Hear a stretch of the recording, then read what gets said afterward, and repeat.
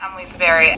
Arlene Schofield. My name is Shireen Snow. My name is Carla A. Miles. Diana Caputo. This is Christine Dunford. I'm me, Eden. Caroline Macy. This is Walker Fannin. Buddy, I'm Camille Dixon. I'm Dates Wardam. My name is Linda Preston, and you're watching the Keith Andrew Network.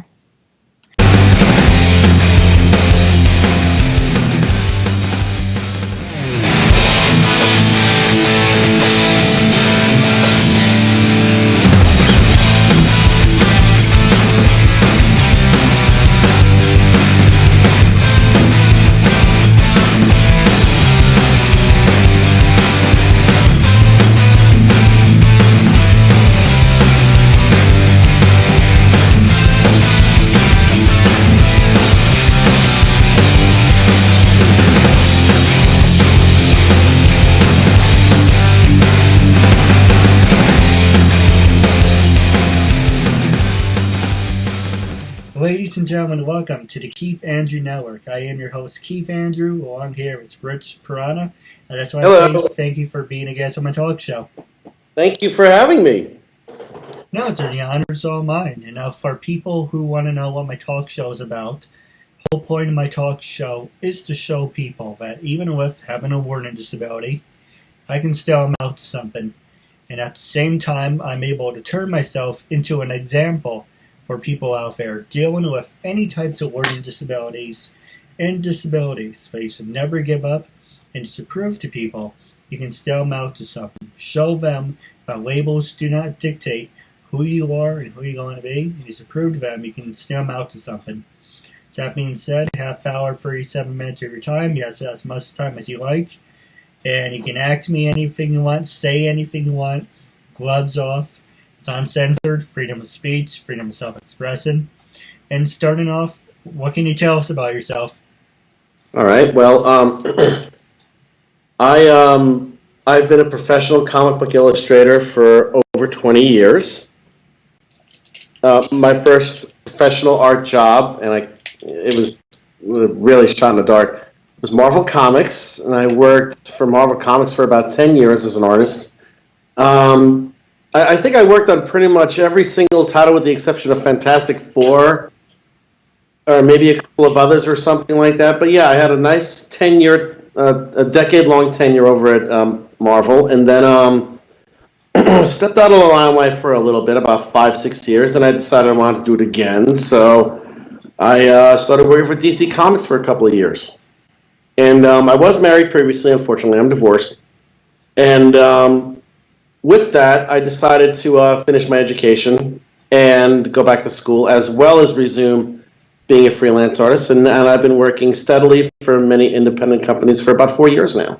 And I'm still going strong. Still going strong. I just graduated in June last year. I'm very happy. And I have attention deficit hyperactivity disorder. Well, first off, congrats on graduating. Thanks. And, like everyone that has a disability, it's basically at one time or another in your life, how basically, I'm just trying to find my words. It's basically, it's like, how do you want it to describe and affect your life? Some people would say, I have a disability, it isn't what it is, even though I hate those words. But there's other times where you can just say, I'm going to show you what I can do. Well, I could tell you how my disability affected me. It affected me profoundly, quite a bit. And and what it did was, when I was a child, I was tested, and but when I was age 5, I had college level reading, arithmetic, and comprehensive levels.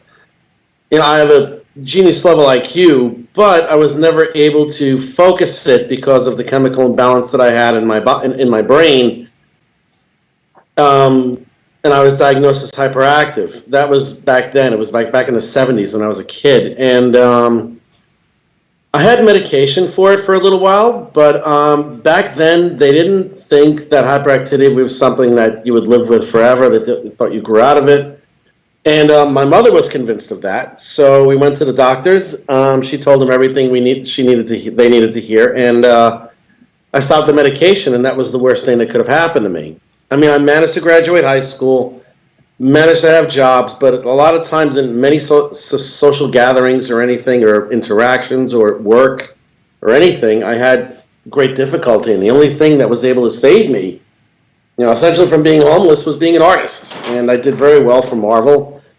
And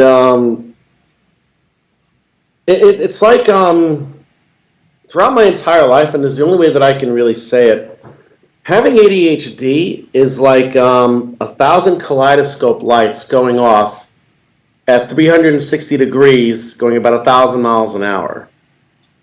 You don't know where you are. I mean, you think you do, but you really don't. And you're distracted, you're really, really anxious. You become impulsive, you react impulsively, and my life wasn't all that wonderful when it came to a whole bunch of interactions like that. I had some good, but a lot of it wasn't so great, and it was because of what was going on in my head. I started taking medication about 4 years ago. October 4 years ago, and it changed my life. Changed my life, a complete 180. I went back to school, I finished with honors.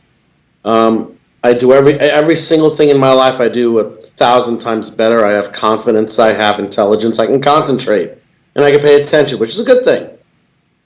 And it's not without struggles. I've had to go with therapy also, for issues from the past and all that. But I live with this disability every day I will live with this disability every day for the rest of my natural life, and I have to take medication for it every day for the rest of my natural life, which I gladly would do. Yeah, I understand. Some people look for the easy layout, but it's sometimes when God gives you a shitty hand, first off, you have to wash your hands. Yeah. Second of all, you have to make the best of it. Yeah, and the only reason why I took the medication, I was convinced that I didn't need it. I was convinced I was just going to be this piece of shit for the rest of my natural life. I was in a terrible marriage. It was just. And I'm not saying that I was an angel either, I mean, people who have ADHD are divorced maybe 25% more than people who don't have it, because you really just can't maintain a relationship. You forget things, you don't pay attention. Those things really hurt after a while. I'm not going to say that my ex-wife was all terrible. She isn't. And I'm not saying I was good all the way. I wasn't. But, that's definitely a factor. But, the reason why I started taking the medication was, my father-in-law knew what was going on with me, and on his deathbed, he was in hospice. On his deathbed, he took my hand, he told me, Rich, go take care of yourself, fix everything you got, I love you, buddy. And for a man in his 80s to say that on his deathbed instead of worrying about himself, that shook me to the core. So literally, like the next day I saw treatment, and the day after I received treatment, and my life was a complete turnaround ever since. It's the greatest thing that ever happened to me because of that man. If you don't mind me for asking, are you back with your wife? No, because I realized that, I don't mind getting personal here with this. I realized that once I got the medication, I paid attention to her and paid attention to her actions and what she says she was and what she actually is. And in maybe about a month after her father passed away, within a month, I realized I don't love this woman and I shouldn't be with her because she is this way to me. And with the ability to concentrate and everything else, I don't know. It's almost like at least when you start, everything just perks up. Everything is I am aware of every single thing around me. And I realized that my wife was, lack of tips versus a bitch. Me anyway. Well, she may be a bitch to me, but I'm sure she's going to be great for someone else. I don't have any animus towards her, just I wish her the best of luck. But we weren't compatible. And I realized that very quickly after taking the medication, and a month later, I told her I wanted a divorce because we shouldn't be together. No, I married her for the wrong reasons. Every single thing was the wrong reason. But that's what happens sometimes, and I wasn't able to pay attention to what was going on. I thought of myself as lower than a piece of crap, that I only married her because, A, she was the prettiest girl I ever dated, and I can't get any better than her, regardless of how she treated me and how we treated each other. So, yeah, it kind of stunk, but, nothing's infinite, nothing lasts forever. I did what I had to do, and for better or worse, I'm a better person for it. No, I understand. I never been in a relationship, but I seen people, I seen customers when I worked in the stores, and I know people who've been in relationships, and you're like, how is this person putting up with that person, or your shit's on real? It's kind of like, so yeah, I can relate to a lot of things. And for me, I have ADD, I have ADHD, I have anxiety, I have panic attacks. I read and go ahead. What medicine do you take? Let's see. I take Prozac, I take Ativan, I take fish oil. And that's really about it. Have you ever tried Vyvanse? That's the medicine I'm on. No, I never heard of it. You should look it up. It literally changed. I don't know if it'll work for everybody, but it works to a degree. It changed my life. It changed my life. I went from being, before I took that medication, I was borderline academic probation, which means I was going to fail out of college.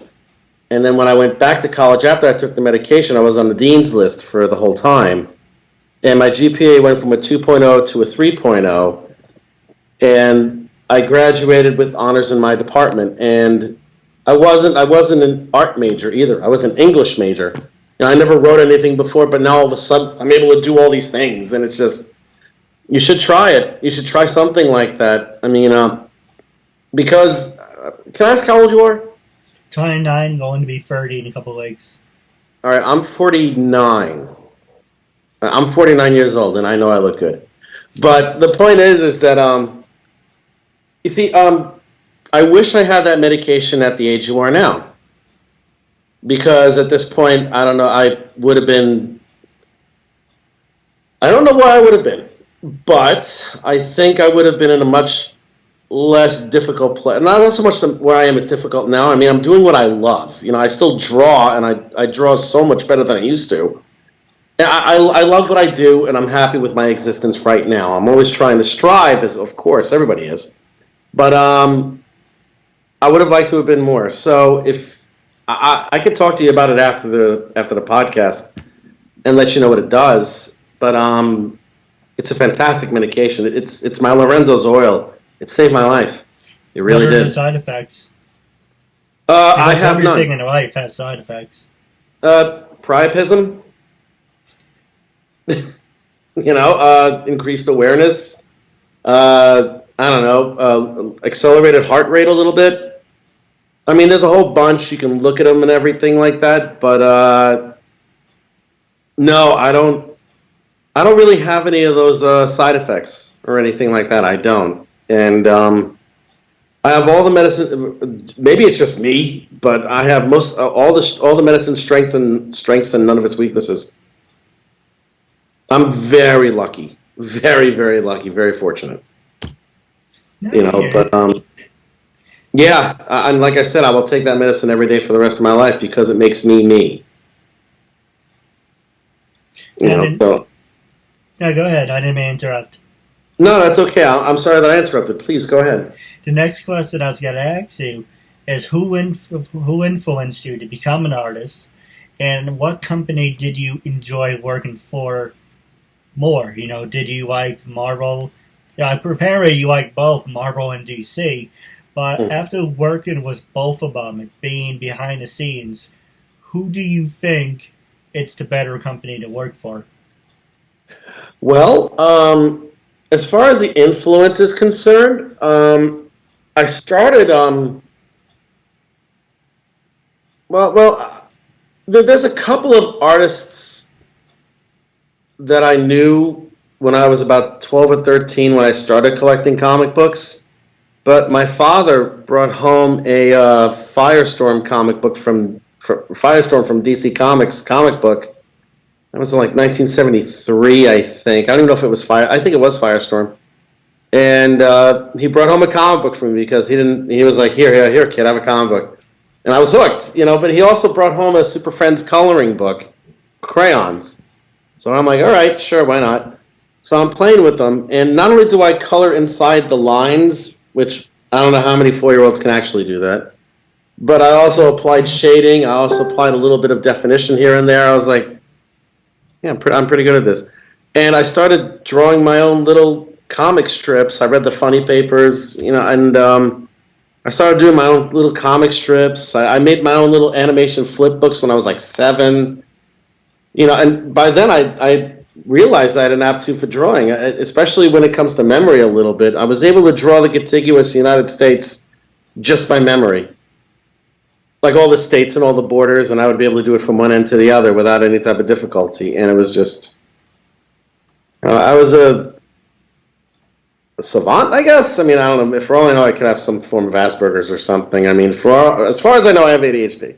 Yeah. I don't know if it's anything else but that. But, yeah, my dad did. It was my dad, really, who kind of influenced me without even trying to influence me or anything. To be honest with you, anything when it came to doing anything art-related, I did myself.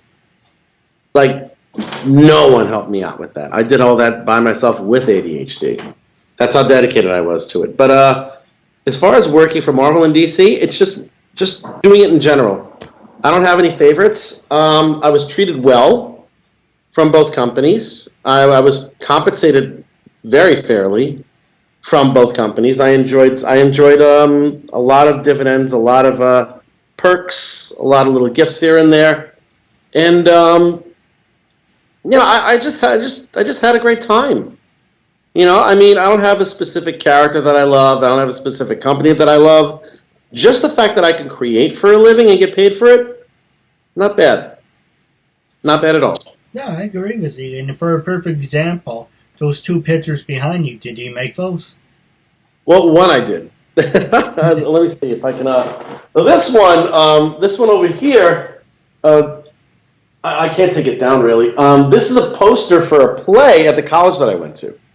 And the head of the English department, he came up to me and he goes, "You draw comics, right?" And I go, "Yeah, I do." He goes, "Well, I need help." And I'm like, "Okay, what do you need?" And he asked me to draw a poster of a play called She Kills Monsters. And one of the characters in the play, she was like a cartoonist also. So they decided to have a poster where it's a comic book illustration, and that's exactly what I did. I drew that up, and then they made this big poster for me, and they had the poster like all over the campus, like a big piece of paper, a small piece of paper, all over the place. It was amazing. I never had my work displayed that much before, but he asked me to do it. I drew it. He loved it, and it stays with me forever. It was one of the great things about it. But that's what this poster's for. Someone else did the graphics and everything. I just drew the pretty picture. Now, the next question I was going to ask you, have you ever done any fan-made parodies like Batman meets Superman, or what if Superman met Spider-Man?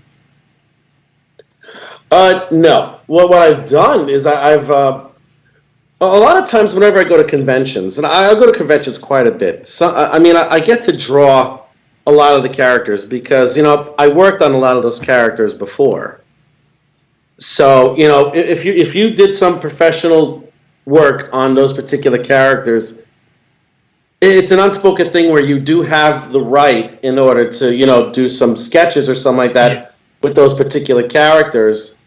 And if you make like $20, $30 or $40 off a commission, that's not bad. It's okay. A bunch of people have asked me to do Spider-Man versus Iron Man, Thor versus Megatron or something like that from Transformers. weird stuff. But yeah, I mean, I've done mostly posters. I haven't really worked on any type of books that have cross company platforms or anything like that. I haven't done that as of yet. I don't think I will. But just the posters, yeah, pretty much. Hey, never say never, right? Well, you know what? I like where I am at this point. I'm going to see what else I can do, see if I can get back to working in Marvel and DC when I have an opportunity. I mean, it's on the back burner a little bit because I have enough projects right now to last me a little while, so I want to see what I'm going to do next. But that's right, never say never. No, we're going to take a quick commercial break. When we come back, I'm going to ask you 2 hard-hitting questions, and I'm going to pass the show over to you. You're going to ask me two more questions, and then you're going to go over. I ask you questions? Yes. All right. Okay. Thanks, man. Vince Russo. Me, Mark Medley. Hi, everybody. This is Mark Neely. Barry Papick. This is Peter Bruno. My name is Kyle Collier. This is Julio Santiago, better known as Dynamite. I'm Richard Epcar. Orange Chow. This is Kerrigan Mahan. This is Goldar. And we both support Keith Andrew. My name is Ron Wasserman, and I am supporting Keith Andrew on what he is doing, and you better do the same, or I'm gonna come kick your ass. Ladies and gentlemen, welcome back to episode almost 300. Welcome. Let me do that one more time. Ladies and gentlemen, welcome back to the Keith Andrew Network. I am your host, Keith Andrew. Along here is Rich Perrotta, and this is episode 421. 421. All right. 422. Correction. I did 21 yesterday. It's 422. It's been a long day. All right. With that being said, it was the last. So I can't even speak today. I need another drink of water. Was the last 12 minutes? I'll blame you. It's the last 12 minutes left of the show. I'm going to pass it over to you. But before I do, 2 questions I want to run past you. Is how you feel about social media. Can social media make you or break you? Number 1. And number 2, are you going to go to the Hudson Valley Comic Con? Am I going to go to Hudson Valley Comic Con? When is it? April 21st and 22nd. No, I won't be able to. I have a prior engagement right around that time. And do I think social media ruins you? Can it make you or break you? Not sure. I guess it depends. It depends on what you put there. I mean, I just put my art usually on social media. That's pretty much it. I'm not provocative in any way, really. I just throw my art there, and if anybody likes it, they comment. I'm like, yay, great. But that's it, really. I'm not super on social media to a point where I take a selfie or I take a picture of my food and send it out there and get as many likes as I can. But the Hudson Valley Comic Con. No, I have a prior engagement at that point. I don't think I'll be able to make it at that point. Sorry. Well, while on the subject, have you ever gone to Comic Cons? Plenty. Like, what were some of your favorites and what were none of your favorites? I went to one in July in the middle of Jersey. It was in a hotel in the middle of nowhere. It was horrible. There was another one which wasn't all that good because we got me and a couple of other artists. We got shoved all the way in the back, where they would have a bunch of fan artists and poster artists and zombie number 26 from Walking Dead ahead of us. And there was one in Pennsylvania that was really good, and I mean, in 2009, I went to a great one. It was the Big Apple Comic Con. In 2014, I went to the New York Comic Con, a couple others here and there, nothing special. But overall, I've had a good experience, I guess. All right. Well, those were my last 2 questions, and I do have a couple questions for you off the air. But with the last 9 minutes left, I'm going to pass it to you. Was there anything you wanted to promote, anything you wanted to talk about? This is your time, after all. Well, the best thing, I can't there's a bunch of things that I've done that I've signed non-disclosure agreements with. You know, I mean, I can't present the majority of things that I'm working on. I can't really discuss them, online or anything like that. However, I do post art from those things every so often, like small snippets and stuff. So if you just look up Rich Perrotta on Facebook, if you see a picture of a guy smiling with a profile look with a beard and a black and white picture, that's me. So just send me a friend request. I'd be more than happy to do that. I even do some go live presentations. I do one almost every day. And I draw and I talk to people, anybody who shows up. I even have a couple of people join me. And we talk for a little bit. And, that's pretty much it. But, yeah, the best way to find out about anything that I'm doing, because there's so much to do with that, is really just to connect with me on social media. And it shouldn't be, I'd be more than happy to accept a friend request. Can't know too much you can never know enough fans. Hey, it's all about networking. Yeah, somewhat. Let me see. You're friends with Fred, and for people who don't know who Fred is, he's also known as Typhoon, one of the greatest tag teams in WWF/WWE history. Yes. I love Typhoon. I love Fred. I love Inappropriate Fred. He's the best. Oh, man, he's such a sweet guy. Every time I post something, he's like, awesome, in his big capital letters. He's a great guy. I would love to have him on the show if he can put a good word in for me. I can talk to him. I could definitely talk to him. As a matter of fact, if you could send me the link to this podcast, I'll share it. I'll put it on my Facebook, and I'll tag a bunch of people and say, hey, look, this guy would love to interview some people that I know. So please, by all means, I'd be more than happy to. Absolutely, man. Yeah, you help me, I help you. And I don't know if you want to talk about this on the air, but we can talk about it off the air. I did ran past an idea. I can't even speak. I ran past an idea about working with me and doing a comic book about me and my talk show. Would that be a possibility, or? Excuse me. I know it has that effect on people. No, that's not that at all. But really, I've been up since 2 o'clock this morning. I'm a little tired. It's now like 4 o'clock, and I'm like, it's close to 4 o'clock. I feel like I'm going to collapse. We can definitely talk about that.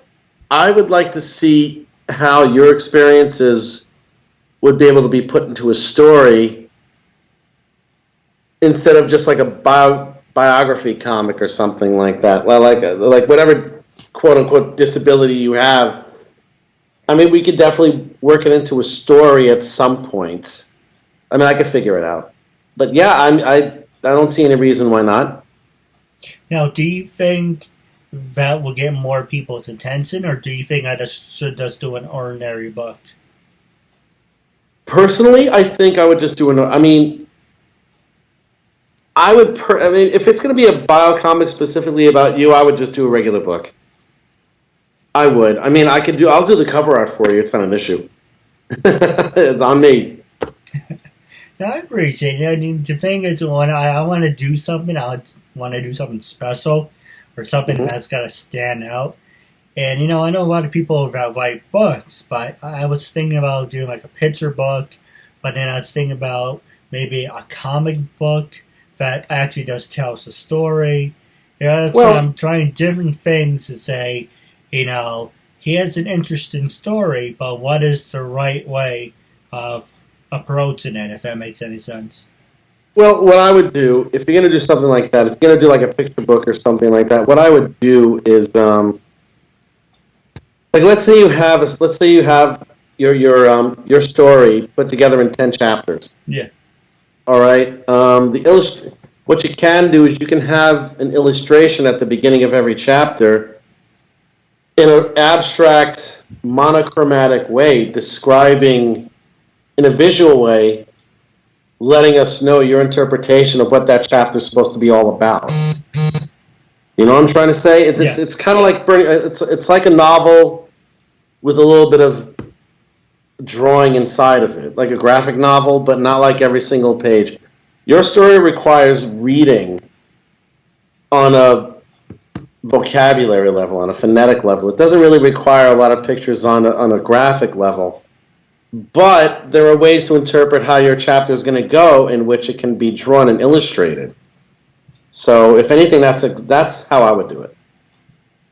All right, well, we can always work on the different ideas. That's up to you. Well, whatever you wish. Not a big deal. I do have a couple ideas for you off the show about wrapping up our interview segment. It was a real honor and pleasure. Actually, before I get to those words, All right. the first one I was going to ask you is, how can people follow you on social media? Are you on LinkedIn, Stage 32, Instagram? No, go ahead. Instagram, you can follow me at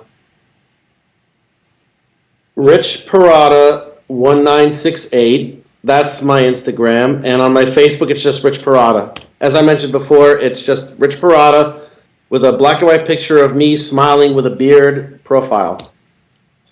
That's it. Don't mind me, Skype, cuts in, cuts out. But then the last question I was going to ask you is, when I first approached you to be a guest on my talk show, what was your first reaction to the email, and what made you say yes to it? The fact that you take people who have disabilities and you put them on. The fact that, having ADHD, it was really, really isolating. I'm not to toot my own horn. I'm smarter than most people. I am, and that in and of itself is isolating. But when you can't process information the right way, and it just isolates you even more, and it causes greater frustration. And if you don't have a good family life, it just compounds the issues and everything. And the fact that you want to put people on that may or may not have any type of disability like that, it's really encouraging in two ways. One, it lets other people that they're not alone. And the other one is it lets me know that I'm not alone. That's why I did it. I appreciate it. Hey, you're supporting a good cause and you're making a new friend at the same time. So it's a win-win. The birds, one stone. So stay tuned for Off the Air. I have a couple of requests for you. While wrapping up your interview segment, it was a real honor and privilege to have you as a guest. And I'm looking forward to hanging out at some point. The honor is mine. Thank you. Thank you very much.